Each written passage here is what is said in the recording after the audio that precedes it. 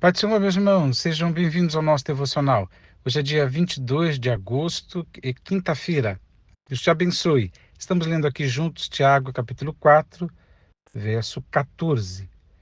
Contudo, vós não tendes o poder de saber o que acontecerá no dia de amanhã. Que é a vossa vida?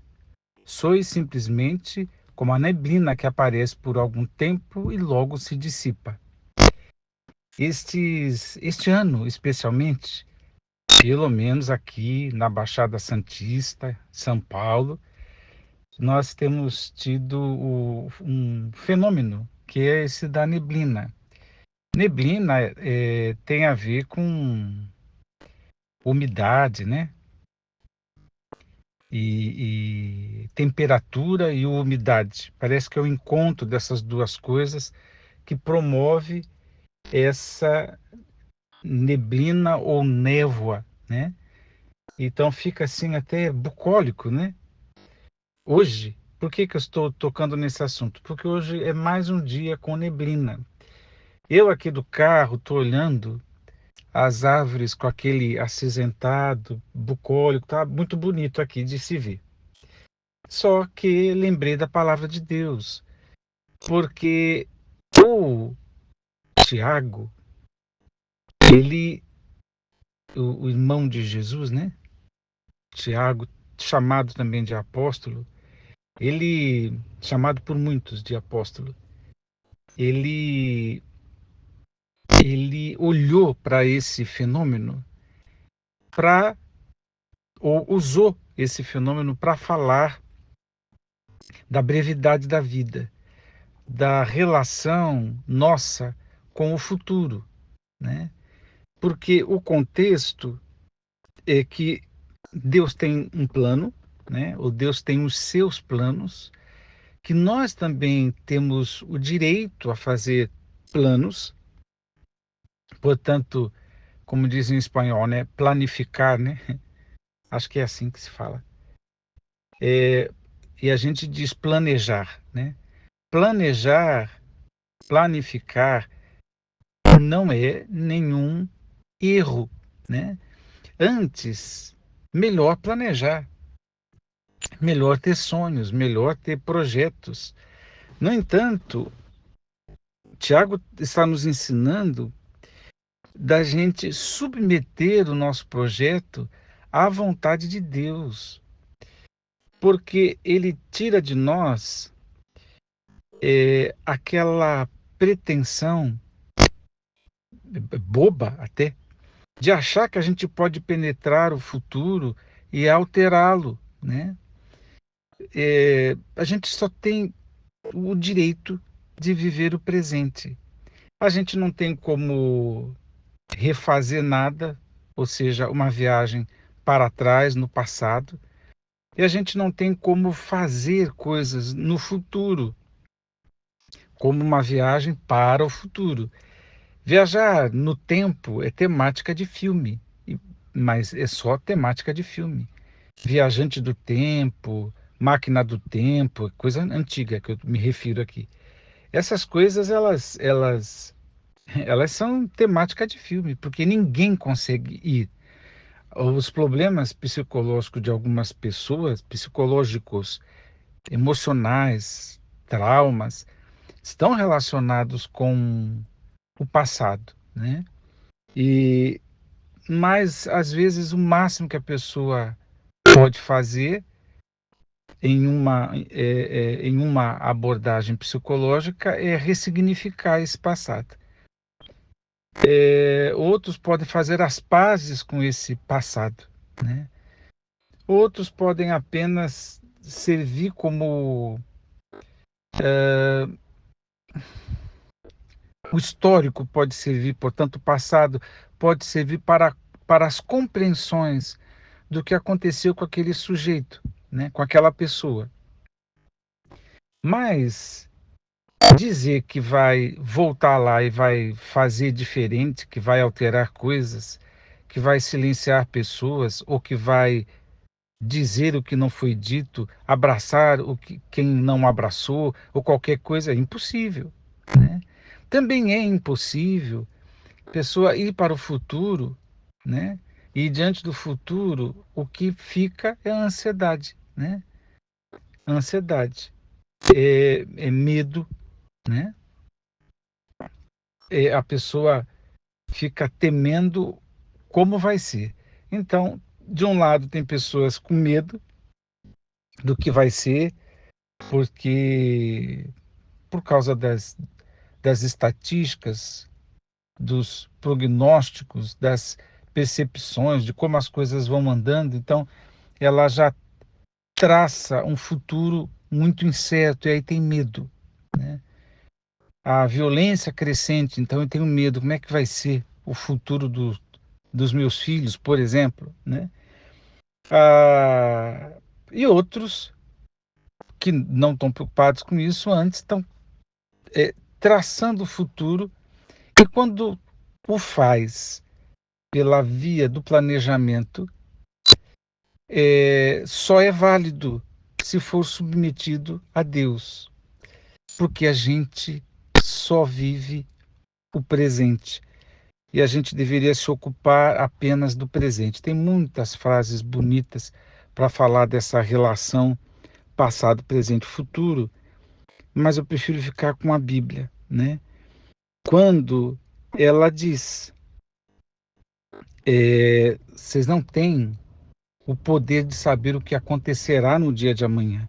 Porque aqui o exemplo que ele dá é de alguém que diz: hoje ou amanhã iremos a tal cidade, lá nos estabeleceremos por um ano, negociaremos e obteremos grande lucro, né? Isso aqui é um exemplo de talvez de um investidor da época de Tiago. Mas ele diz: contudo, vós não tendes o poder. Foi o que eu estou falando aqui o tempo todo. Nós não temos o poder, não temos o direito, não temos condição nenhuma de nos deslocarmos do aqui e agora, né? Nós não temos o poder de penetrar, de saber, de intervir, né? O que acontecerá no dia de amanhã. Por quê? Ele coloca sobre duas perspectivas. Porque o amanhã é, porque a vida, melhor dizendo, é muito ligeira, é muito rápida, e o amanhã é impenetrável, é incerto. Então, você não sabe quanto tempo vai viver, estamos falando então de finitude, e a gente não sabe o que vai viver enquanto viver. Ou seja, submeta os seus planos a Deus, porque você não sabe quanto tempo você vai viver e você também não sabe como vai ser o seu futuro. É isso que o Tiago está falando. E as palavras que ele usa é essa, que é a vossa vida, né? Uma pergunta reflexiva. E ele responde: sois simplesmente como a neblina que aparece por algum tempo e logo se dissipa. E eu estou falando aqui, eu estou percebendo que ela começou a dissipar, né? Mas daqui meia hora, talvez uma hora no máximo, ninguém, quem não acordou cedo, nem vai saber que teve neblina, né? Se alguém ouvir aqui o devocional na parte da tarde, vai saber que teve neblina porque eu estou falando, ou porque alguém comentou, ou porque alguma notícia de trânsito te informou disso. Mas por quê? Porque ela é transitória, ela passa, ela aparece enquanto fenômeno climático, mas ela dissipa. E aí ninguém nem lembra. Assim é a nossa vida. A Bíblia se ocupa, o Provérbios e Eclesiastes, de dizer que até a nossa memória é apagada, né? Daqui, né? Se alguém escreveu livros, qualquer coisa tal, por um bom tempo ainda vai se falar dessa literatura. Vai depender da abrangência, aonde chegou essa literatura. Mas daqui a um tempo, nem o livro que deixou escrito permanece. Por quê? Porque as pessoas que o conheciam também vão indo embora, assim como a neblina vai embora. De maneira que a pessoa é completamente esquecida.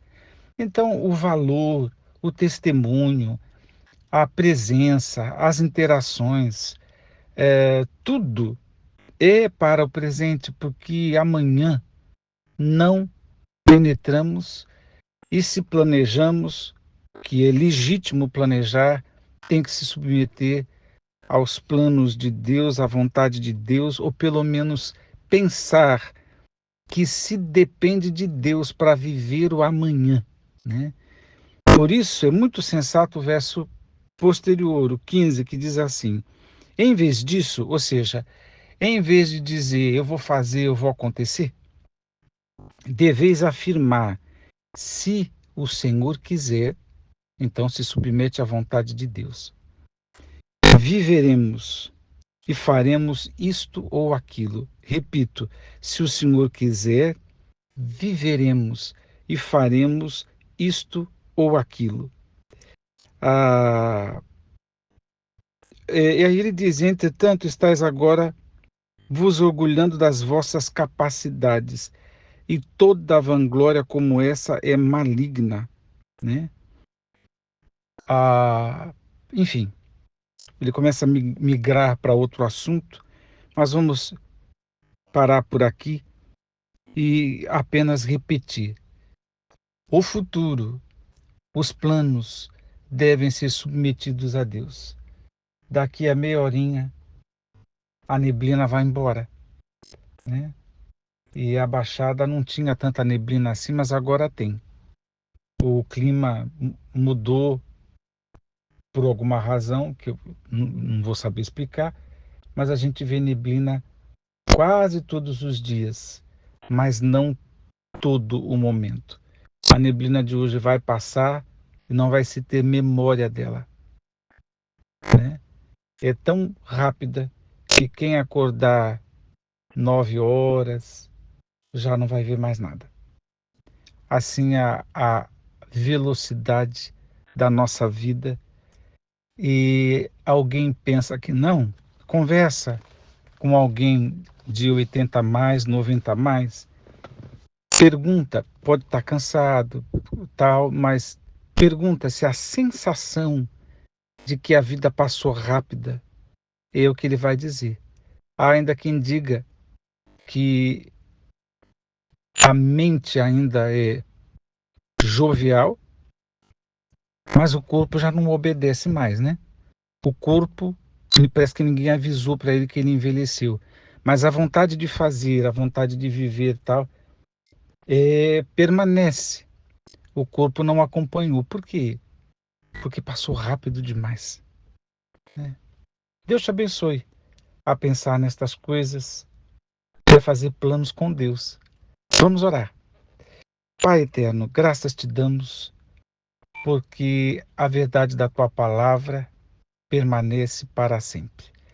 A nossa vida é breve e nos ajude a vivê-la diante da tua presença.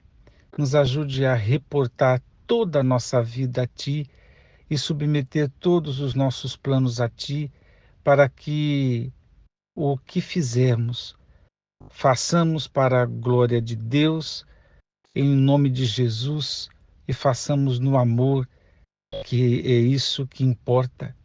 E a obra que fizermos, sabemos, ó Senhor, que ela nos acompanhará.